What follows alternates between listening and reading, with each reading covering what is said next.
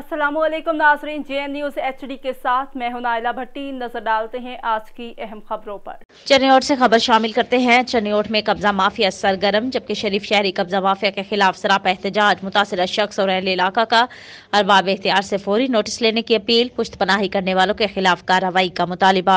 चनियोट के इलाके मोहल्ला दिल खशाब में कब्जा माफिया के खिलाफ मुतासिरा शख्स सरापा एहतजाज।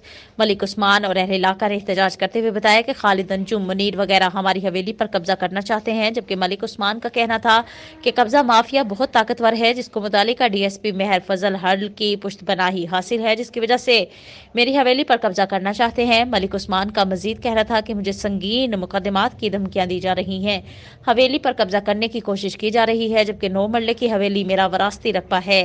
जबकि अहले इलाका का कहना था कि मलिक उस्मान और इसकी फैमिली शरीफ है, जिसका जाती रकबा में हवेली इनके कब्जा में है।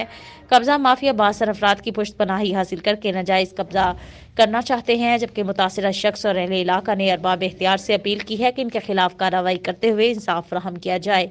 Report Fakhruzzaman Sodhan, JN news channel Chiniot.